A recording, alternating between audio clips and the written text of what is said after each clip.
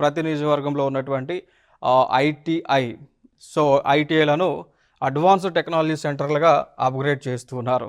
So ఏదైతే ITI centres, ITI కాలేజీలు ఏదైతే ఉన్నాయో మనకి ఆ ఐటీఐ కాలేజీల మొత్తాన్ని కూడా ఫస్ట్ ఇనిషియల్గా నియోజకవర్గం బేసిస్లో తీసుకొని ఉన్నటువంటి నియోజకవర్గాలలో ప్రతి నియోజకవర్గంలో కూడా ఉన్నటువంటి ఐటీఐ కాలేజ్ని సో అడ్వాన్స్డ్ టెక్నాలజీ సెంటర్లుగా అప్గ్రేడ్ చేస్తూ చేయబోతూ ఉన్నారు. మరి దీనికి సంబంధించి ఈ కాలేజీలలో ఫెసిలిటీస్ అన్నీ ఇవ్వటం, దానితో పాటు రీసెర్చ్ ల్యాబ్లను పెట్టడం, దానితో పాటు రీసెర్చ్ ల్యాబ్స్ ఏవైతే ఉన్నాయో ఆ రీసెర్చ్ ల్యాబ్లను తెలంగాణ రాష్ట్రంలో పెట్టేటువంటి కార్యక్రమాన్ని చేస్తూ ఉన్నారు.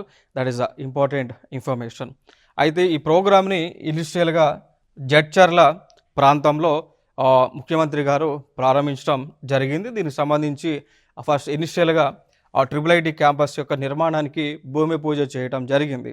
అంటే దీని నుంచి మనం ఏం తెలుసుకోవాలి అంటే ఇటీవల ఏ ప్రాంతంలో ట్రిపుల్ ఐటీని ఏర్పాటు చేయబోతూ ఉన్నారు అంటే మహబూబ్ నగర్ ప్రాంతంలో ఏర్పాటు చేయబోతూ ఉన్నారు. ఇది ఒక ట్రిపుల్ ఐటీని so Indian institute of information టెక్నాలజీగా మనం చెప్పొచ్చు. ఇంకా ఇంకొక అంశం చేస్తూ ఉన్నారు. దీనిలో నిరుద్యోగ యువతకు నైపుణ్యం స్కిల్లింగ్ పెంచేటువంటి అంశం రీస్కిల్లింగ్. సో ఉన్నటువంటి ఎవరైతే నిరుద్యోగులు స్కిల్లింగ్ పొంది ఉన్నారో వారి యొక్క స్కిల్ని మళ్ళీ అప్గ్రేడ్ చేసేటువంటి కాన్సెప్ట్, మళ్ళీ అప్ స్కిల్లింగ్. సో ఉన్నటువంటి స్కిల్ని ఇంకా అడిషనల్ స్కిల్స్ నేర్చుకునే విధంగా తెలంగాణలో ఉన్నటువంటి యువకులకు ఆ ఫెసిలిటీస్ అనేటువంటిది అందిస్తూ ఉన్నారు.